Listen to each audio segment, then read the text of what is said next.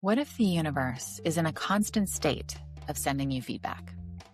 Welcome to There Will Be Signs, a podcast that celebrates the stories, synchronicities, and strange nudges that remind us there's more to life than what we see.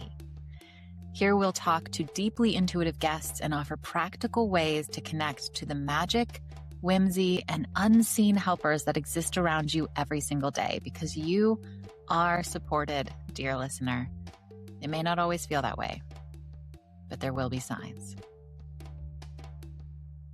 Welcome back to There Will Be Signs, Amanda. So lovely to see you as usual.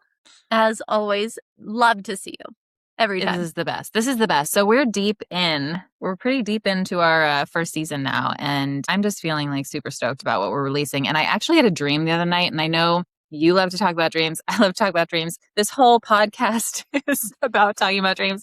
So I'm going to share it, and I'm only sharing it because I think maybe it is relating to the podcast. Mm-hmm. And the dream that I had a couple nights ago, I was actually in labor, like I was having a baby, but I was in the ocean with... You're delivering our podcast? Creative projects are a lot like birth, Amanda. Yes, it is. Go on. Yeah, I'm thinking maybe I'm delivering our project. I don't know. In my dream, it was actually my daughter who's already here, Earthside. But okay, so you're in the ocean delivering your daughter. In the ocean, I'm in labor, and there are two orca whales who are also like moms, and they're swimming around, and they were basically facilitating the birthing process. So like... They were your midwives. Yes, I had two orca whale midwives. Let's get the book out on this one. What? Well, yeah, I woke up and I was like, well, that was wild. So in the dream, the interesting piece was that the orca whales knew the exact time that it was ready for me to have the baby, right? Because you're in labor for a while, and then there's like the moment where it's, the baby's coming, let's do this. Okay. And I just thought it was so bizarre. Like in the dream, I was playing it back where I was like, how did the whales know? And it was not graphic at all. But like when I did end up having the baby, like this boat shows up, and then I like get on the boat and we're like, good, we like roll away. And I was like, wow, that was really cool that I got to have a baby with a couple of whales. Wave goodbye to the orcas? Yeah. And I was thinking about it afterwards because I don't have any direct connection with orca whales. So I looked up their symbolism. I do now. And their symbolism is about community, right? They are in pods. So I looked up basically, like I was trying to find like, okay, where would orca symbolism like have deep roots? And I think as a totem animal, because they're up in Alaska, and so they have been a totem animal for quite some time. And the symbolism in that philosophy is that it's about meditation, soul searching. It's about inner healing, but also in community, which I found kind of interesting because it came just like 2 nights before I was planning. Like I basically had set the launch date for the podcast. And maybe this is a sweet sign, right? From my dreamscape, from the astral plane, basically giving a blessing. Like that's what it felt like, was like the orca whales were like, it's time, right? Like that was their job, was to tell me like when it's time to release this. And so, yeah, I'm hoping that gives us some like sparkly, juju for our podcast. We'll see. It's giving that. It's giving Lisa Frank. I love it. It's giving all the things. It has some questionable things, but that's true. But I did love Lisa Frank as a tiny child. Very colorful. Very colorful. Lots of orcas. Lots of orcas. So true. And she does. Maybe that's my orca symbolism. Maybe. But no, I love that. It's really beautiful. Yeah. So I just wanted to throw it out there as a fun little anecdote. I like to share these things with our listeners too, because I think you and I, like getting our day-to-day take on what we're experiencing, the signs that come up for us, might be just a fun way to connect to our listeners. I love looking at dreams. We need a dream person next. We do. We need to get a dream person. I would even like to get like an astrologer on here, because that could be kind of fun. Absolutely. But, yeah. Let's put it out there. Universe. let's put it out there. And also, if you're listening, I know we've checked in about this before, but if you want to hear from anyone in particular, any type of guide or intuitive, let us know and we will do our best to find the right person. Yeah. So today we are speaking with a very cool woman. Her name is Annette Dalloo. She's an Akashic Record conduit, channel, and divine connection coach, helping you find your way to unconditional love by transcending repeating patterns and wounding in your life. She is also host of the Akashic Recordings podcast, which is an exploration of the soul through real-life Akashic sessions with her and her clients. She runs a course called Soul Discovery Workshop, where you can learn how to access your spiritual gifts and your Akashic records. And I think she runs that a couple times a year. So depending on when you're listening, you can check in and see when her next session is. I am really delighted to talk to Annette today. I think it's going to be a really fun conversation. Me too. I love our guests. They're always so great. They really are. How lucky are we? Annette, welcome to the show. We're so excited to have you here today. Thank you so much for having me. I'm super excited to speak with both of you about all of the fun things. All the things.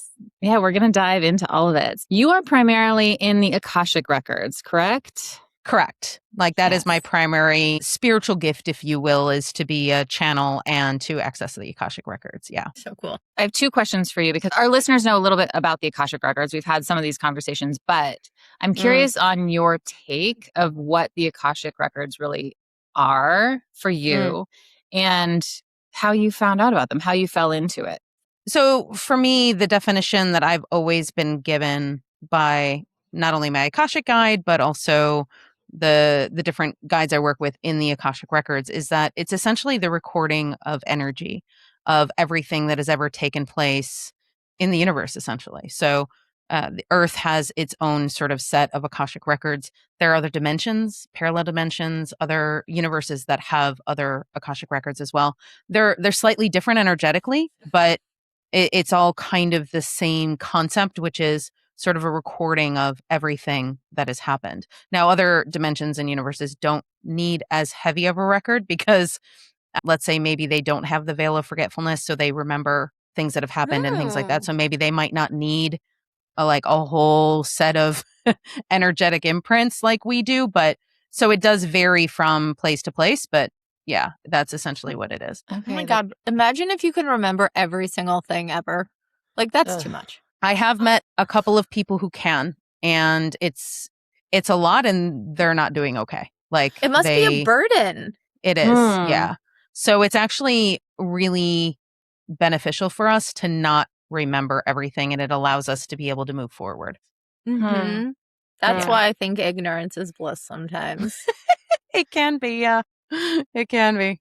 I was weirdly just thinking about this yesterday. I was sifting through some of my memories and like very benign ones, but where I was like, I was having like a visceral, like sensory memory of some of them. And I was like, it's so weird that I was in that body and I was experiencing this thing and it feels so long ago now. It feels like it didn't even happen, right?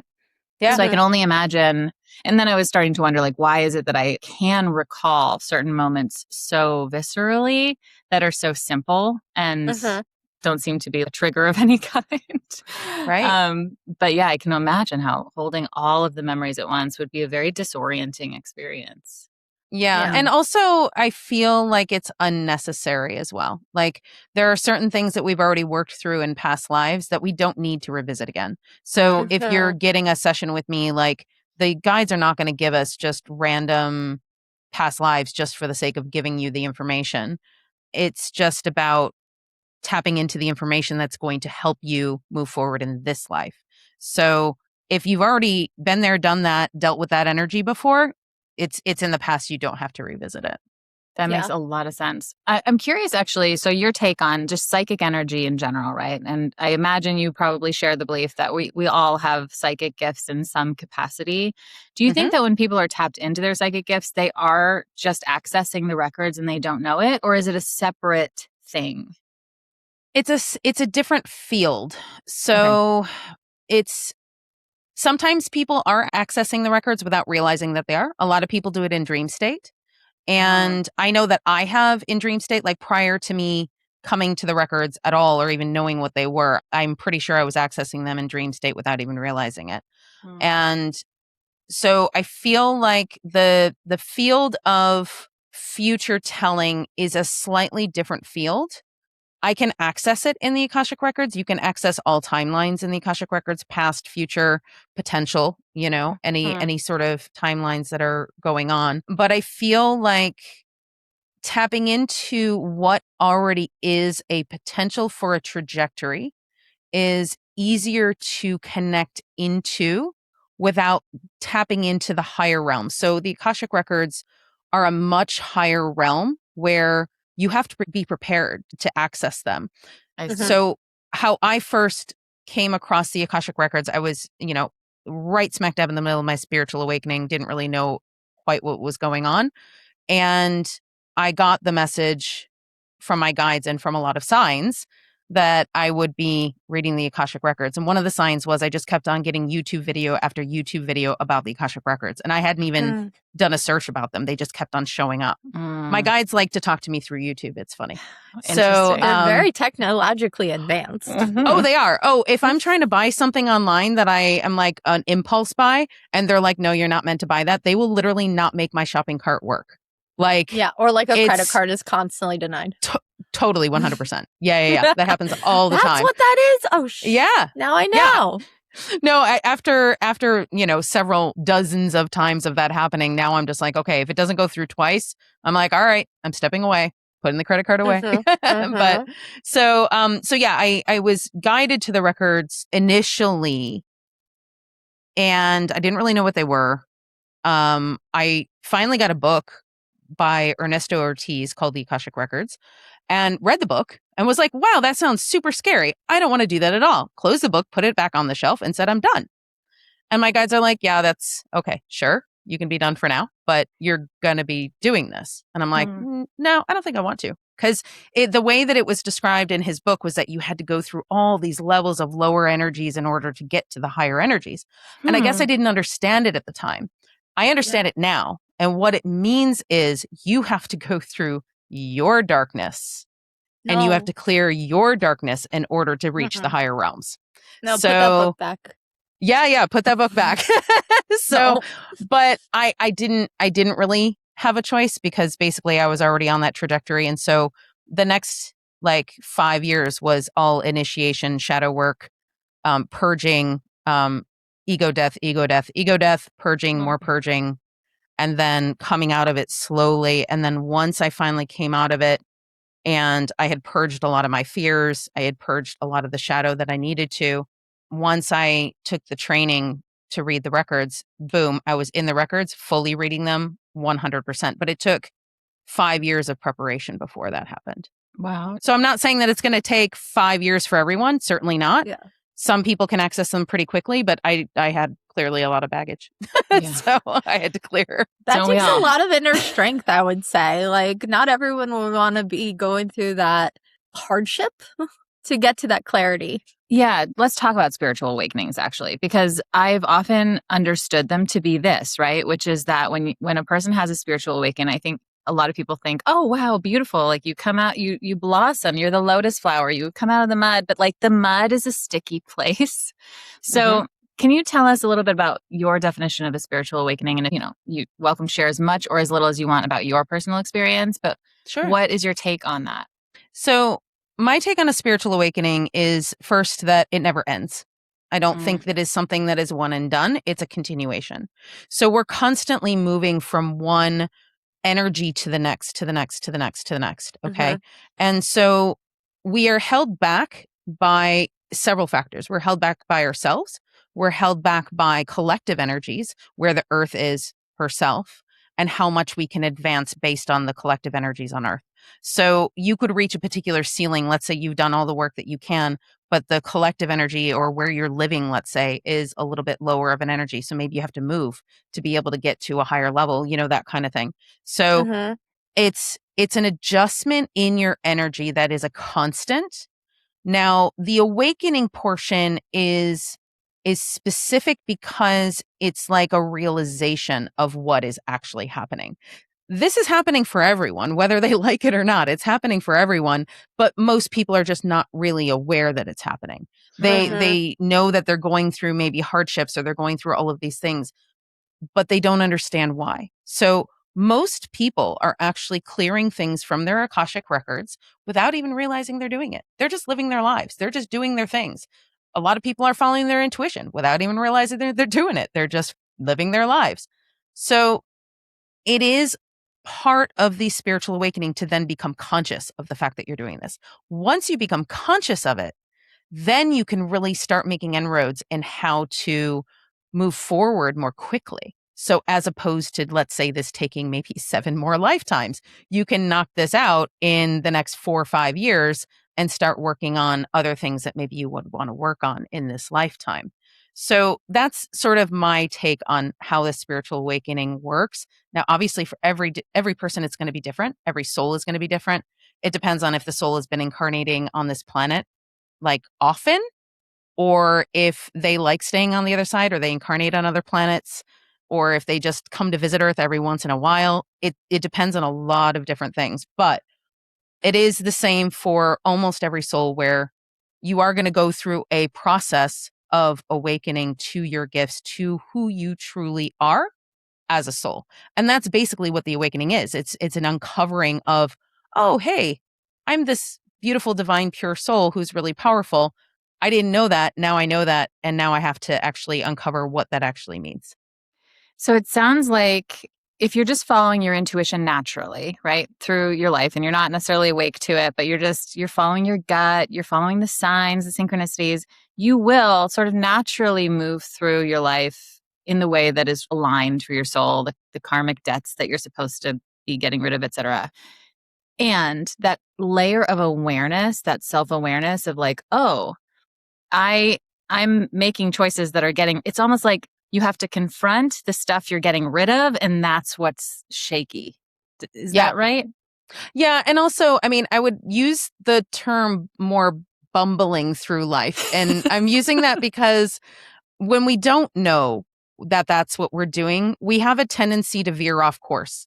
And so our angels and guides are like, okay, got to get her back on course. Okay, how do we do that? All right, we're going to shut all of those doors where she's going towards. We're going to shut all of those doors, make sure she can't go in that direction so we can course correct. Okay, so how do we prevent her from doing this? Oh, okay, well, we're going to make her fall down and delay her and make sure she doesn't go there, and then make sure she goes on the right path. You know, so it's like it's a constant bumbling and course correction. And I think that me personally, like, I went kicking and screaming. I did not go willingly like down this path, like, yeah, let's do this. I was like, I want to do this. So, so it was probably prolonged a little bit longer for me in terms of my shadow work and things like that, because I was pretty resistant to it. Like, I kind of wallowed in that really, I hate to say it, but it's a really yummy energy of like sadness and darkness. You know how like it can be just kind of like a warm blanket because it's familiar? Like, you know, I mean, my favorite band of all time is The Cure. Like, that's just, you know, it's that wallowing in that sadness that just feels really good. And I was so used to that, even from Emo a young babies, age. So like, yeah, right 100%. So it's like pulling yourself out of that takes a lot of strength. So yeah, it's not necessarily the easiest thing when you don't know. You are going to end up having to course correct. But I mean, that's kind of the journey for all of us, right? Yeah. But it sounds like if you have the awareness and the willingness, you can kind of make yourself so aware that you could help do that clearing, like you said. Like, you can get through some of it, and some people can fast forward their timeline a little bit by taking the steps that they need, by being a little bit more self-aware. 100%. And that's where signs come into. Like, my guides continually talk to me through signs if I'm going in the wrong direction or if I'm going in the right direction, like either one, right? So like there will be times where I'll get signs and I'll be like, okay, what's going on? Am I going in the right direction or not the right direction? Like, which is it, you know?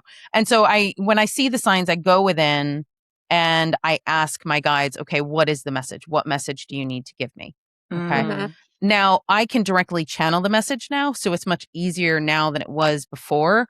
Before, when I was going through my awakening, the only tools I had at my disposal on a daily were like my tarot cards and my pendulum, which, depending on the energy that you're in, can influence the outcome of how you read the cards, can influence the pendulum, that kind of thing. So like it can kind of lead to what I used to call the tarot frenzy, where you were just like like frantically pulling tarot cards going, what is it? What is it?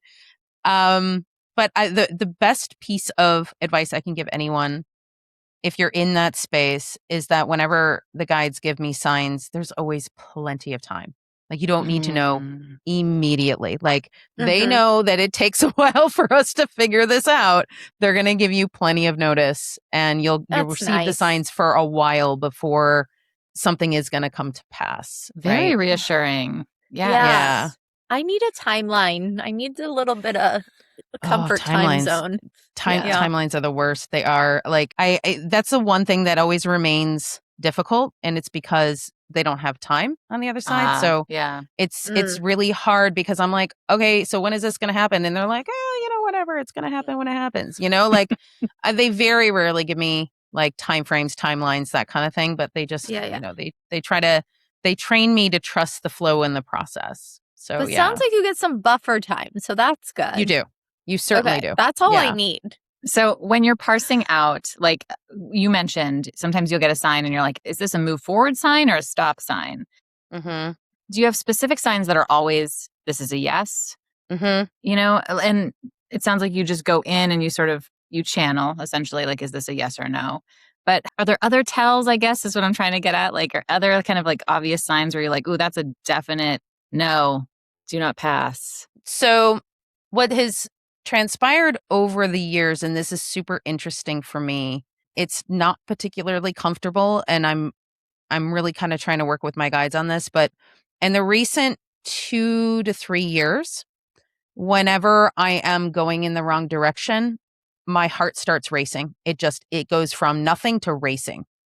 And it took many doctor's appointments thinking something was wrong with me and all of these things to realize that actually, no, it's my higher self's way of saying, don't go in that direction. Or like if I'm in a conversation with somebody and I'm about to say something that maybe they don't want to hear or something like that, like I'll get the heart racing. And so then it's literally just like a little heads up of like, hey, be careful of what you're going to say. Hey, be careful of what you're going to, make a decision on, or whatever it happens to be.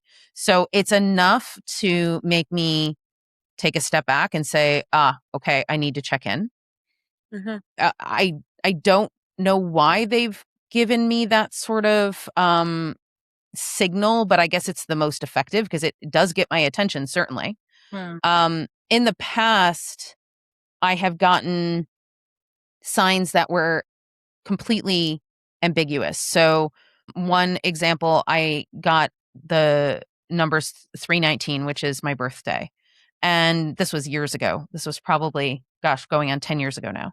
And kept on getting it for like 3 to 4 weeks. And I was like, ooh, something amazing is going to happen on my birthday. And I was so excited. I even dreamed about it. I dreamed about the numbers in gold glowing. Like it was like a clear sign. And it ended up not being something very pleasant. It ended up being a friend actually delivering some information to me that was quite cruel at the time. And the message was actually for me not to overreact and to like take a step back and just walk away from the situation instead of getting involved further in the situation. And so I didn't know that. I didn't know that was the message. And obviously it kind of came out of nowhere because I was expecting some magical thing to happen. But I do feel that when you get that sign, it's already kind of planted that, hey, there's something I should be aware of. Whether it's good or bad, there's something I should be aware of. So just the knowing of that, I think, was enough for me to pause when that happened. And I literally, like when she delivered the information, I said nothing. I turned around and I walked away. I literally it's just a lot left. of energy. Right. So ever since then, I'm like, okay, if it's something that like I need a warning about, then obviously I need to go in and ask my guides, okay, I'm getting this sign. What is this all about? I can see Yeah. how that's extremely ambiguous and how it kind of Yeah. leads you in this direction of like, oh, this is going to be really great. That's Right. so fascinating to me because I imagine a lot of people can relate to getting signs and then like it feeling really exciting. And so then you have that like energetic of like, this is an exciting sign and I'm reading into it this way.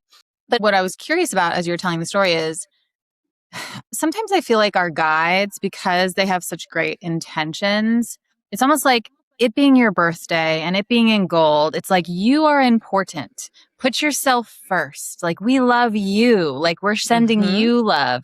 So it's almost like the wires get crossed because ultimately this is a good thing for you, but it didn't feel good when it was delivered, right? Yeah. Yeah, exactly. And the thing is that is also part of the journey that I find the most challenging is that there have been times where I have been seemingly misguided.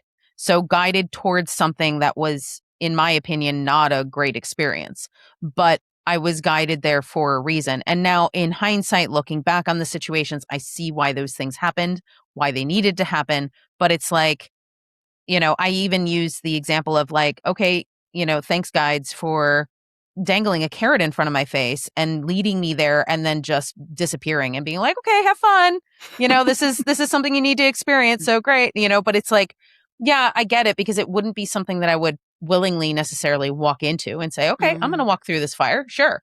I'm going to go in and clear this energy of something that I had 3 lifetimes ago that I'm totally unaware of because I didn't check, the records before, so now it is something that is second nature to me though. So actually this just happened to me 2 days ago. I got the message that there was something in my heart chakra that I needed to clear. Like it was time because these things come off in layers. There are times when we can't clear certain past lives because it's not time yet. We haven't worked on certain things. There are certain things you have to work on before you work on others. So it was like, okay, now this particular thing was unlocked. I needed to work on it. And so I got the message. I sat down, went into my own records, looked at 3 different past lives, sobbed my eyes out, got the grief and all the pain out of it from whatever happened in those past lives. And now it's cleared. So it's something that you kind of have to follow the flow of what your intuition is telling you and the timing of it, because it is always in perfect timing, even if it's something challenging. And you just have to understand that that's part of the process of what you need to do for this particular incarnation. Yeah, what would be your suggestion for any of our audience members who are listening who are, I don't want to use the word nervous, but who might be like, ooh, can I trust a sign if it feels good? Yeah, how can they check in and sort of parse that apart for themselves? What would be some tips that you might have for them? The first thing is, I know a lot of people wonder if signs are coming from other entities or, misguiding signs, that type of thing. And it's about sort of identifying where the signs are coming from and why. Because, so I'll give you a little story. You had asked earlier about my spiritual awakening, and this kind of ties into it. So my spiritual awakening started when I met this person who was a soul connection. And we were together for a very brief time and it ended and I was destroyed. That typically didn't happen to me. I was not destroyed after being with somebody for a month. Like that was not my MO. So like it was definitely a different experience. The soul connection was very strong. And so it was that dark night of the soul that led to my spiritual awakening. Okay. So as I was going through this, I was ready to just cut this person off entirely. I was like, okay, I don't need to ever see this person again. And that's it. We're done. And I would get crazy signs of him everywhere. His name everywhere, absolutely everywhere, in places that you would never expect. People saying his name. Like, I mean, it was a bombardment. And I was just like, what is this? And that's what led me to get a psychic reading to find out like what is the deal with this guy. And then I found out about our soul connection and realized, okay, that makes a lot more sense. And that's what kind of led me to a lot of these things. So as I've looked back on this, the signs that I got of him and his name weren't necessarily coming from my guides. They were coming from him. They were coming from him and his higher self. He was trying to remind me of our soul contract that we have together in this lifetime. So he's like, hey, don't go away. We got stuff to do together. Hey, so his higher self was the one sending me the signs. Okay. Now, in other aspects, so for example, right before I moved to Paris, I was getting signs of French people. Literally, I couldn't go anywhere in Chicago. I lived in Chicago for 25 years. Couldn't go anywhere in Chicago without French people following me, like speaking French everywhere. Like everyone was French around me. Chicago is known to be like so similar to France, though. So right. That's a joke, right? Like completely different. Yeah. That's where my people are. My Polish people are. Yeah. Not so much French. I'm actually part Polish as well. So yeah, it was undeniable that I was getting signs, and those signs were from the universe saying like, hey, yes, you're going to be moving to France, And so, but it's something that I had always wanted to. I had wanted to move to France since I was very young. My sister had lived here for like 10 years. I had spent a lot of time here. So it was something that was familiar to me, something I'd already really wanted to do. It just so happened that it was tied to this soul connection as well. Okay. So essentially, once all of these signs started coming in, I started recognizing what was coming from, let's say, his higher self, what was coming from my guides, or what was coming from my own worry.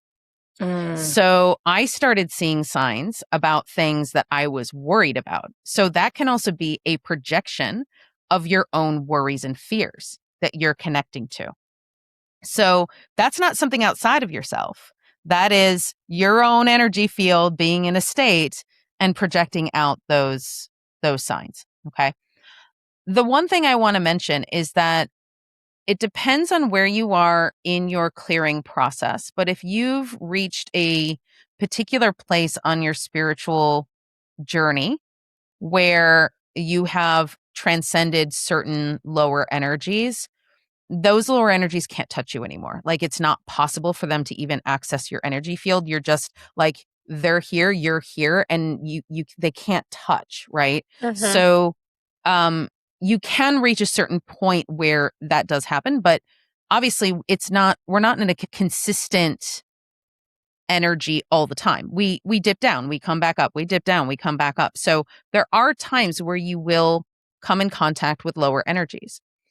The best piece of advice I can tell you is that you are your own highest authority. And all you have to do is say, I command any lower or negative energies to leave my energetic field and my home immediately. Done. It is done the second you say that, and you say it with conviction. Can you use Palo Santo? Can you use sage? Can you use crystals? Sure, they help. They certainly help. And they help to sort of keep that energy going.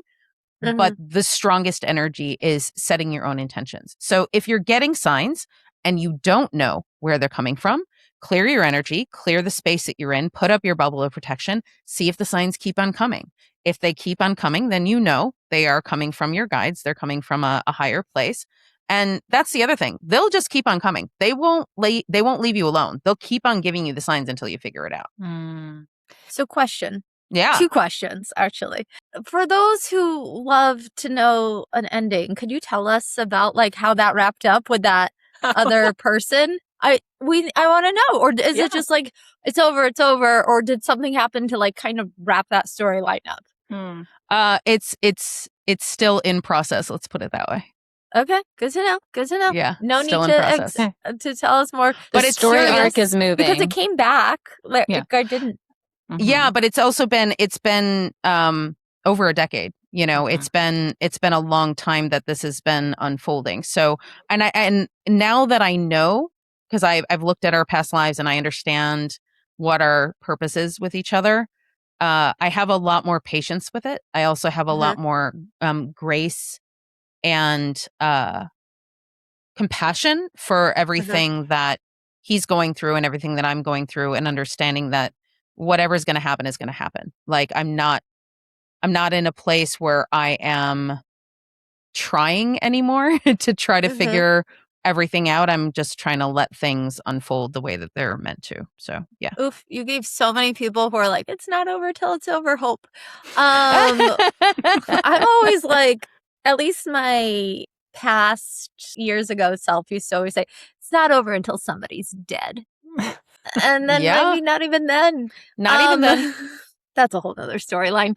The other question was, for those who don't know, how does one access these records? Like, what's the process? Yeah, so it's different for everyone. And I had Akashic record readings before I started reading them. And I've done also past life regression. And just for the record, past life regression is essentially accessing the Akashic records. The only difference is when you are going under QHHT or quantum hypnosis therapy, the practitioner is putting you in your own Akashic records. They're hypnotizing you to go into that realm of your own Akashic records. So then you're experiencing the past life, you're experiencing all of those things. What I do is the person that I'm doing the reading for is not necessarily accessing their own records. I'm accessing the information for them, and I'm channeling the information to let them know what is happening. Now, there are reasons why you would do both. So one would be, let's say if you feel like you wouldn't be able to be hypnotized very easily, then it's better to get an Akashic record session. Another reason is if you feel like you don't want to experience any of the past traumas. That would be another reason, because it's a lot more gentle to receive the information than to experience it again. There are certain places where having QHHT is important, but not always. So you can do either. It's whatever you feel guided to, but essentially in both situations, you are accessing the record. So hypnosis would be one way. Meditation, any sort of, how do I put this? It's like a ritual that makes sure that you are fully grounded in order to access the records is important. Now, there are different schools of thought. You know, you have Edgar Cayce and his school where they had a whole thing that you would have to say before accessing the records. There are other people that have their own way of accessing the records. Ernesto Ortiz, the book that I read, he has his own ritual and things that he says in order to access the records. I don't do any of those things. I do my own thing, and it works. So it's about whatever works for you, but essentially the most important pieces are to be fully grounded, to be in a meditative state, and to be able to access the higher realms, the higher chakras. Does that answer your question? Certainly does. Okay, good. I'm curious if there's, I think everyone here and probably everyone listening, we all subscribe to the belief that we all have guides, right? And some of those guides are ancestors, and some of them are energies that have soul contracts with us.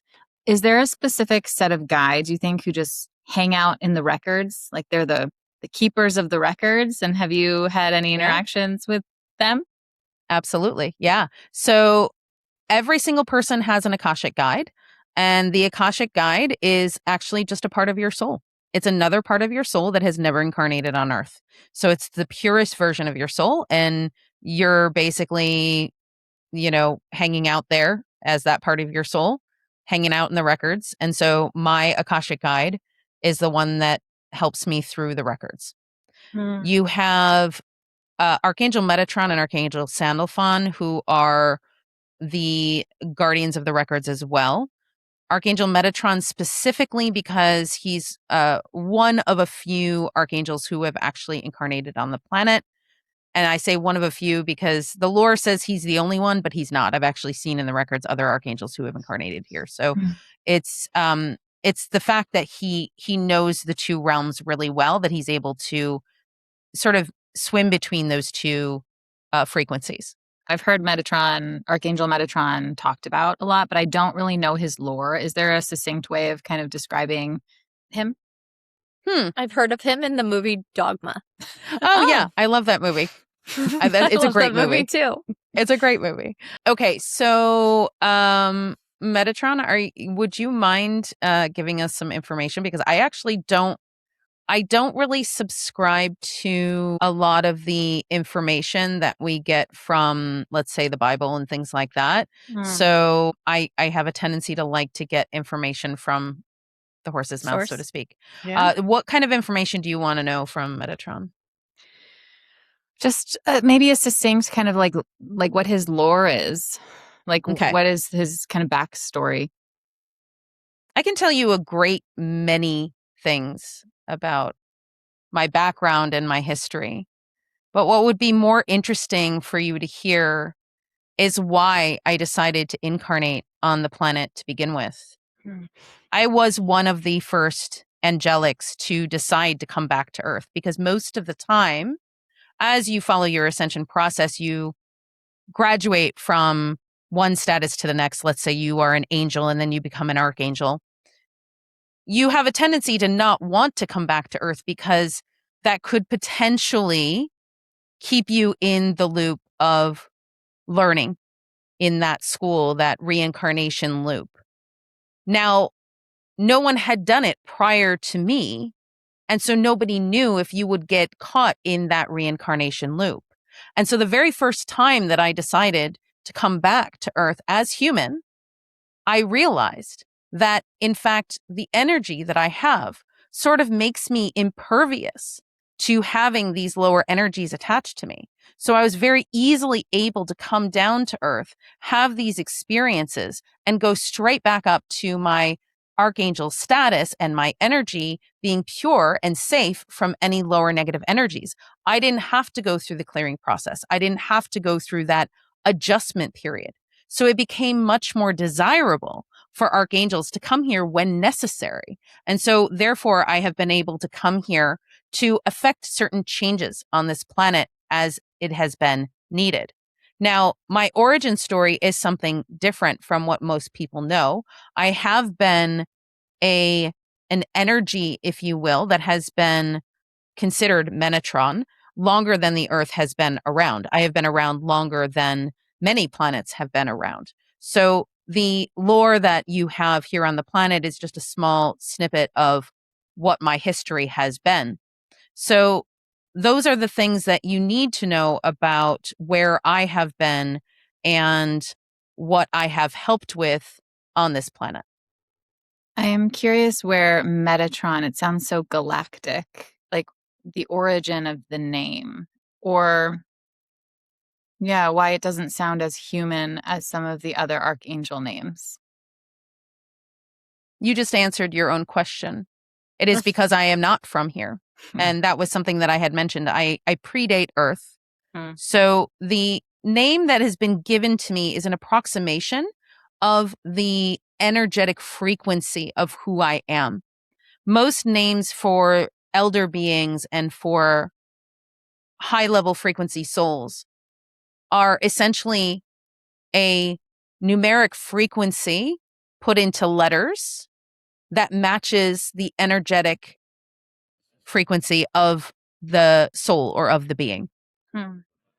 Thank you. Yeah, and they're showing me because, like, I just recently was given my soul name, and everybody has a soul name, and it's that same like amalgamation of frequency based on numbers and letters and things like that. So yeah, Sure. Wait, hold on. Let's go back to soul names. What? yeah. Everybody has a soul name? Everyone has a soul name. Yeah. And does that track through the records like the entire time, just like one name? Or does that change? It's the same, but I feel like I've never asked this question before, but I feel like if you were to go elsewhere to, let's say, a different planet, maybe you don't have the same letters. It wouldn't be the same name or the same sounds, but it would be the same frequency in whatever language you're going to be speaking. And is there a way to access that name, like presently? Yeah. I mean, you can certainly ask what your soul name is in the records. Yeah. How cool. Mm-hmm. I didn't know that. Yeah. I always get nervous asking about names. Like I remember seeing like you can ask your guides their names. And for some reason, I always get nervous to know because it feels final in some way. I don't know. I can't pinpoint why I have a hesitation to know the name. It's almost like the mystery of it is part of what I'm pulled towards maybe. But I do love that. What I'm quickly reminded of, Killian, when you were pregnant and you had a certain name that kept coming to you, but you didn't want to pick that name. And then you didn't pick that name. But I do recall when you're like, this name keeps popping up. And you're like, but I don't want it. And now I'm just like curious if there's any tie there. Maybe not. Yeah, I don't know. I have to think about that. That's a good point. Yeah, that is one sign that I ignored, okay? There's one sign that came through that I was like, really, no, thank really you. wanted to call you out on it. I didn't mean to do it like that. I just something that popped into my head. I welcome it. Yeah, I can get it's good. So it's interesting because I don't think it matters because whatever name you chose was a similar frequency, if not the same frequency as the name that was given to you. Yes. See, it all worked out. Yeah. Yeah. I appreciate that. I appreciate that. And I really tried with that name. This was for my son. And I really did. I was like, I wanted to be for him. But that, the name that was coming through just it didn't feel right.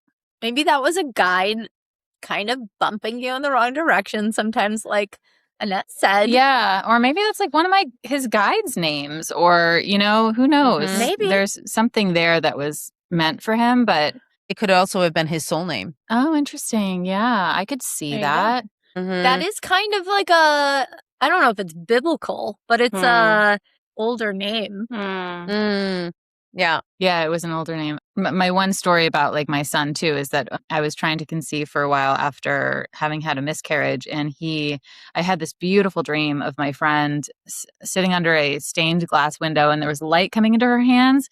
And she just like her hands were cupped.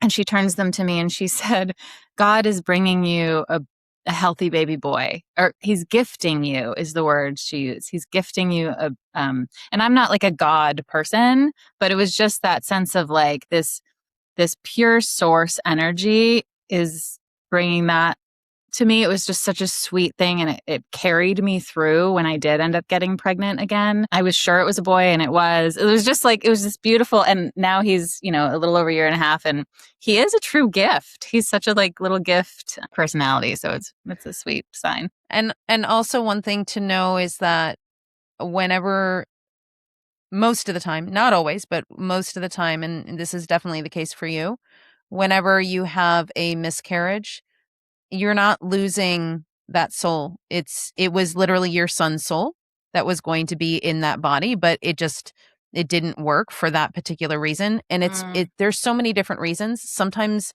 maybe the astrology is wrong and your child decided, you know what, I want to be born under a different astrology and maybe this is going to work better for me. And so that can happen. So you didn't lose the soul. Your son just waited, basically. Yeah.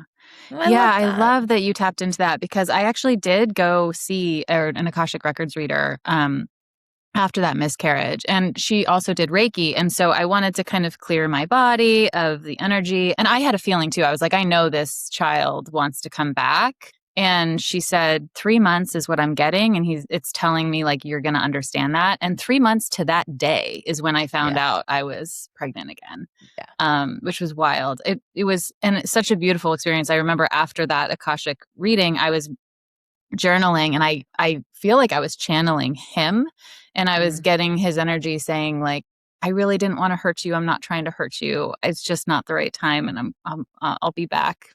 It was very, very sweet. Yeah. Oh my gosh, that's beautiful. It's very cool. Just to answer your statement about how sometimes you don't want to know your guides' names, I want to just address that because it's not super important that you know your guides' names. It is about connecting to the energy of who they are. So as long as you know the energy and you feel the familiarity of that energy, you can connect to them just by feeling that energy rather than having to call them by name. There were 2 of my guides. I didn't know their names for many, many years. I just connected to them energetically. Eventually, they gave me names. Recently, I just met a new guide He's not a new guide. He keeps on telling me, stop telling people I'm new because I've been with you the whole time. I just haven't been able to perceive him until now. So Sure. he gave me the name of Roy, and which his full name is Royeum, like Royeum. But he came to me, I was in a acupuncture session and the lights kept on flickering and the lights weren't even on. And I asked the practitioner, I said, is that part of the therapy? Like blinking lights? Like what's going on? She goes, no, honey, I think that's just you. And I'm like, okay, cool. So I was in a Reiki session just after that. And while I was in the Reiki session, he came to me and it's like, yeah, that was me. I was just letting you know that I'm introducing myself and here I am and blah, blah, blah, blah. This is what I'm here for. This is what I'm here to help you with and da, da, da, da, da. And I'm like, cool, that's awesome. And after the Reiki practitioner was done with what she was doing, she's like, yeah, I don't know what happened. Like halfway through the session, some new energy came in and it was really high vibrational. It was like purple and blue and I don't know what that was. And I was like, I know what that was. That was my guardian angel. He just came in and introduced himself. Roy. Yeah, exactly. Roy G. Biv with all the colors.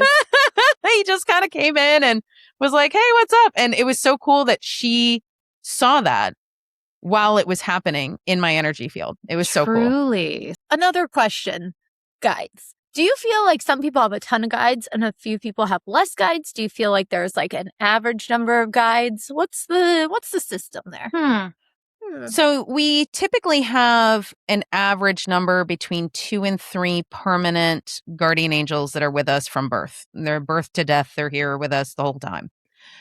Then we have temporary angels, temporary guides that come in for certain reasons, for certain periods of time in our life.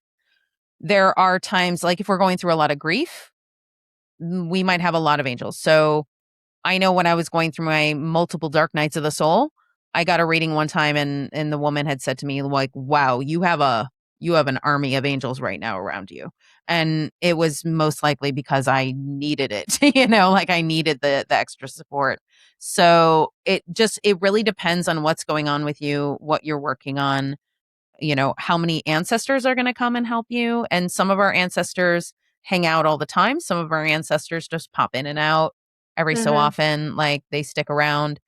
My father, for example, he's not with me all the time, but he'll pop in every once in a while. He'll certainly be with me when like I want to hang out with him. Like he'll hang out with me for concerts and stuff like that. We like seeing like classical music concerts together. So I'll just like connect with him and we'll watch the concert together. I love that. My mom pops in too. Yeah, it's great, right?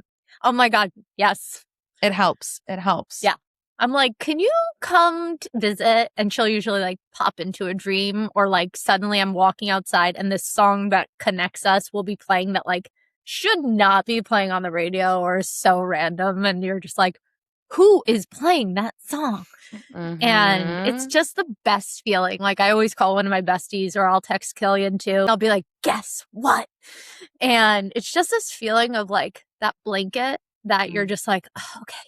They're still with me. They're still popping. Or like that phone call or knock on the door that you're just like, okay, I'm not alone, which is, 100%. I told before in this podcast and to Killian, like that's why I got these tattoos because my parents came to me, both of them sent me a very clear message. A few days later, I found out that message was true. And I was like, no, they're here. There might not be always here, but they're here for the important parts.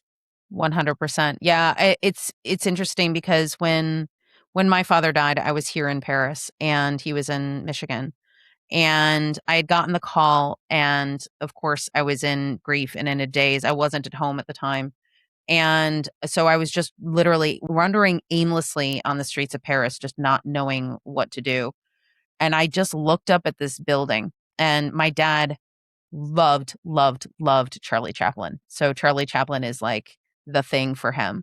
I looked up and there was this 2-story image of Charlie Chaplin on the side of this building.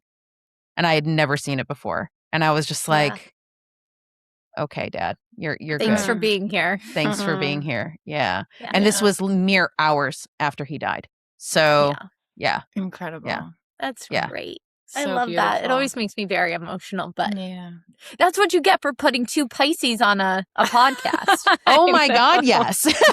When you were saying earlier, when you were like, oh, I feel so comforting crying. I'm like, oh, she's a Pisces, but don't say it now. Say it later. Totally. You're a Pisces as well?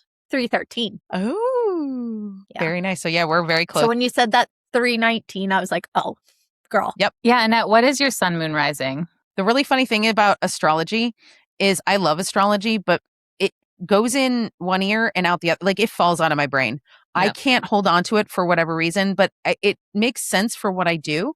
I am not meant to retain the information I get. When I have a session with somebody, it literally falls out of my brain the second I close the records. So when I listen to my podcast, when I'm going back to the sessions and editing them for the podcast, I'm like, wow, I said that? Oh, wow, that's really cool. Like, I don't remember things. It's crazy. So I did have to look this up to make sure I got it right. So I'm Pisces sun, Aquarius moon, and Gemini rising. Ooh, very cool trio. And then I know we're kind of wrapping up at the end here, but I do have a question that I think is really helpful for listeners because as folks are tapping into their own sense of intuitive knowing, I'd love to get a sense of how you experience your clairsentience. I'm sure there's so many things that happen, and you mentioned heart racing is like one of your signs, but in general, when you're tapping into the Akashic Records, how are you hearing what you're channeling? So this is what's super fascinating about how the records came to me. Originally, I would consider that my dominant clair is clairsentience. So when I would get confirmation that I'm on the right path, I get a chill that starts at the base of my spine all the way up to the top of my head. And it's been happening to me this entire session. Like every time I say something, it's like confirmation. Yep. Confirmation. Yep. Like it's just this little thing that always happens that tells me that, yeah, that's what you're saying is absolutely true. You know, when it comes to accessing other gifts of mine, it's like my higher self knew I needed to almost compartmentalize so I could trust it. So I wasn't really able to tap into my clairvoyance when I was doing tarot readings or trying to see the future or something like that. It was more clairaudience or claircognizance. When I got into the records, the very first thing that happened, it's like, boom, movie screen, things playing in the movie screen. Like I could just see the scene unfolding. And that was the very first time I can say that I've really connected to my clairvoyance. So when I first started using the records, it was like my clairvoyance was solely in the records. So I knew it gave me an indication that, yep, I'm in the records. Cool. Okay. This is what's happening. Now, I would say that as my gifts have evolved, I use all of the clairs interchangeably. They just kind of happen. So it's like I'll hear something, I will know something, I'll channel something, I'll feel something. It all just kind of like comes in. And it also depends on the person that I'm reading for as well. If somebody has a very dominant clairaudience, I might get more clairaudient messages for them. And it's because they're going to be able to hear it more if I'm getting them clairaudiently and I'm describing it as such. Wow. So the clairsentience is still sort of the basis of where I have started and how I feel things. I feel things very deeply. I feel energies very deeply. I feel my emotions very deeply. It's just, I feel like that is what I needed to do in order to clear out the things that I needed to in order to be where I am. And now it is, like I said, a sort of a really big mix of all of them. Yeah, it sounds like it came in layers. And it sounds like because you're so spongy, I imagine that your spiritual awakening was also like rocky because you're trying to like suss out what is all of this that I'm able to absorb and hear and feel, and all of that would be a lot. So yeah, huge props to you for having gone through all of that. Thank you. I am so curious if you have a book, like a favorite book that you feel like would be really fun for listeners to read, or something that kind of rocked your world when you were reading it or just lit you up. I have two. The first one would be Many Lives, Many Masters by Brian Weiss. It's one of my favorites. If you want to get into past lives and that sort of thing, he's really amazing. He started off as a scientist. I think he was a psychotherapist. So he had zero idea about the spiritual world in any way. But he would do hypnotherapy on his clients, and he started accessing these past lives through putting these people under hypnosis. And so he had no idea what he was getting himself into. And then all of a sudden he started actually recording them, and he wrote this book. So the book is an account of a lot of his clients and what he experienced in putting them under hypnosis. So that's a really, it's a fantastic book to read. On a sort of fiction level, one of my favorite books that I read recently is called The Midnight Library. It's not a new book. It's been out for, I think, like 10 years, something like that. It's by Matt Haig, and it is a fantastic look at what ifs in parallel lives.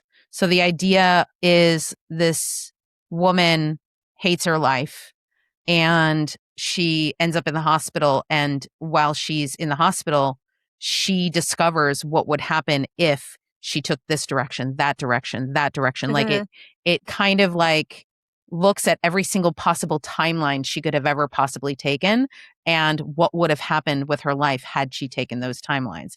It's a fantastic book. And he just came out with a new one as well called The Midnight Train, which I have not read yet because I can't get it in France yet. But I will be getting it in 2 weeks when I go to London. So I would definitely recommend it.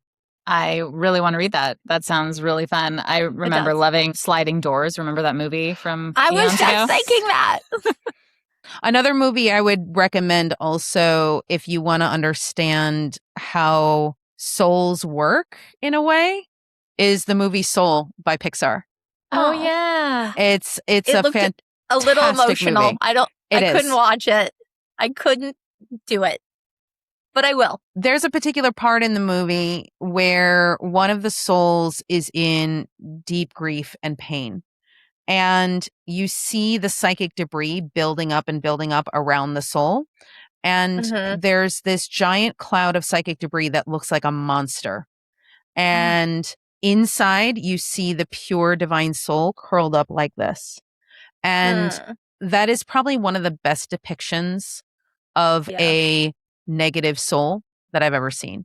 So if anybody thinks that like demons or negative souls or negative entities, they're out to get you, no, they're in deep pain or deep grief or deep anger about what they have done or what they have done to themselves. And so it's a beautiful depiction. There are certain things in the movie that are very humorous, but like it's clear that whoever wrote the script for that film has access to the records. It's absolutely clear that they do. Yeah. I'm adding it to my next good cry list. Yeah. You have to be ready to cry, movie. but it's a great movie. Yeah. It's like when I watch Coco, I just sob. I love Coco. I just sob every year at that time. I have pictures of my parents and candles, and I just sit on the phone with my best friend who watches it across the country, and we just cry. That's beautiful. I'm a huge Disney person. We've been going to Disney World every other year since I was 2. So we're a huge Disney family. So yeah, I can appreciate that a lot. Yeah. I remember thinking it was pretty brave for Disney to come out with Soul. That's not like the mainstream. I mean, maybe it is. I don't know, but it just feels like it was a little bit of a leap from what feels safe for them to put out. It's interesting because when I saw the trailer and it said the title was Soul, I was so hopeful. I was like, oh my God, please go there. Please go there. And then I saw the next trailer and they're like, oh, it's a soul singer, like somebody who plays soul music. Yeah. And I was like, crap, they're not going to go there. But they did both. And I was so happy. I was so happy they did. I mean, they even had the dude that was astral projecting. Like, I mean, they had all of it. It was perfect. I loved it. I'm going to rewatch that now. That sounds really fun. Watch it for the first time and cry. Yeah. Oh, Annette, I feel like I could pick your brain for so long. I have so many more questions, but we'll have to get you back sometime. I would be happy to. Such a pleasure. And thank you also for tapping into your gifts. That was really, really cool to witness. Yeah. Yeah. Annette, your words brought such peace to me. At least, like, it was like so calming to hear, and like It really was very peaceful to me. Yes. It's not scary when you put it the way that you put it. Yeah. Thank you. I have one more question before I ask where listeners can find you, which is kind of broader scope because you have so much access to so much wisdom, really, and just universal knowledge. You know, the world is a crazy place right now. Do you have any sense of what is your hope? Because I'm imagining that there are many different timelines that we could go down as a collective, a global collective. Are you feeling hopeful? Yeah, I am. And the reason why is because I have been shown where we're going. And it is going to be challenging in a lot of ways, but where we're going is the next level of humanity. And I did a channeling on my podcast about this. I did a channeling about like what it would look like for the next couple hundred years on Earth. And I've also tapped into some future timelines where there are people who I've done sessions for who don't, I hate to say this, incarnate linearly, even though all the lifetimes are happening simultaneously. There's no past and future. It's all, quantum physics, string theory, if you want to look that up. It's all happening at the same time. But a lot of us have a tendency to go linear in our own time because it's easier when we incarnate. There are some souls out there that just literally bounce around. So one of the souls, she had just had a lifetime like in like 2410, I think that was her last lifetime. So we got to see a glimpse of what was going on there. And essentially, what we're getting back to is community. So governments are going to fall. Big banking systems are going to fall. Media is going to fall. All of that is going to fall eventually. And we're going to get back to individual communities taking care of each other. And we're not going to need the oversight in order for us to be able to move forward because we're going to actually want to take care of each other. So it is going to be a much better system for humanity. Getting there, I'm not going to lie, it's going to be rocky. It's going to be a rocky ride. No, we are going to experience parts of it in our lifetime, certainly. And especially the light workers that are here, we are actually the pioneers who are allowing this energy to start cultivating. A lot of the light workers out there are actually starting things like that. So it's something that's happening on a small scale now, but will eventually grow bigger and bigger and bigger. And just know that if you're here listening to this podcast, it is very likely that you are divinely protected and any of the nastiness that could potentially happen is not going to touch you. So again, you will probably miss that plane. You will probably not be able to go on that trip. You will probably not be able to book that whatever thing on the internet because your guides are going to be telling you, that's not for you. So just know that you're protected, follow your guidance, and you'll be fine. Man, way to bring tear to my eyes at the end. When you mentioned that about light workers being the ones bringing this in, I got this tingle that went all the way across my crown. Yeah. So thank you for that. Yeah. That was Yeah, really you're welcome. We got to find all the light workers, Killian, and surround ourselves. Well, that's who we're getting on the show. We're bringing all the light workers together. Let's do this. That's true. This is part of what we're here to do. So the podcast that you're creating right now is part of that forwarding of energy. So yeah, this is absolutely what you're meant to do.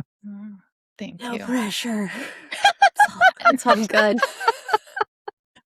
The way that I like to look at it is that if you want to think about your energy field just going out, let's say 6 feet in every direction or like a few meters in every direction, like if you can keep your energy field in a place where you are doing what you need to do, in other words, taking care of yourself in addition to doing what you're here to do, that's the best you can do. If you end up reaching people all over the planet, that's amazing too. But one of the things that you have to remember, and I think this is important to mention, just this past year has been an initiation for me because I had just been going, doing crazy amounts of sessions. I was booked out 3-4 weeks in advance. I was working on the podcast. I was working on my course that I have that, I teach people how to read the records. And my physical body was like, stop. And I had all sorts of physical things happen and some health issues. And it came down to the fact that, hey, if you're going to continue doing this, you need to make sure that you're having all the vitamins and minerals that you need. You're taking the supplements that you need. You're eating the way that you need to eat. You're getting all of the things that you need in terms of energy clearing, in terms of exercise, in terms all of it. Like in my new guardian angel was part of that. He was like, I am here to help you with your physical body so I can take you to higher heights. You cannot go to higher heights until you address the physical body. So self-care, meaning that you are making sure that you are getting rest, sleep, that you are doing the things that you need to do. And this doesn't mean you have to be vegan. Actually, they're telling me I needed to eat more meat because I hadn't been eating meat. I'd been mostly vegetarian. They're like, no, you need meat. You need the minerals. You need what meat can give you. And I'm like, I don't want to, but okay, fine. So like everybody's going to be different of what they need, but you have to address the physical body, especially when you're doing this work. Yeah, that makes a lot of sense. Good note for everybody. Take care of yourself. Take care of your physical vessel. It is important. It is. So that's how we're experiencing all this. Exactly.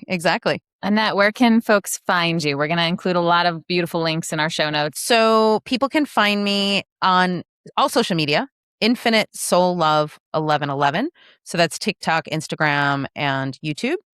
You can also find me at my website at infinitesoullove.com.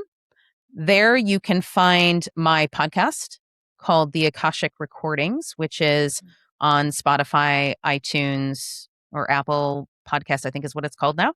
Anywhere you listen to podcasts, it's there. There are probably close to 150 episodes of various things that you can listen to there. And I also do Soul Discovery Workshop, which is essentially a 3-month workshop with me, teaching you how to access your intuition and read the Akashic Records. That's amazing. All right. Well, we will let you go, Nat, but thank you again so much for taking the shot on us. And we look forward to staying in touch. You're so wonderful. As are you both. I look so much forward to connecting with you again. Thank you. Yeah, me too. All right. Bye. Take care. Bye. Thank you so much for being here and making it all the way to the end of the episode. If you enjoyed listening, please do help us get the word out. Pump us up in the algorithm by liking, subscribing, reviewing, all those good things. Much love. See you next time. You are supported, dear listener. It may not always feel that way, but there will be signs.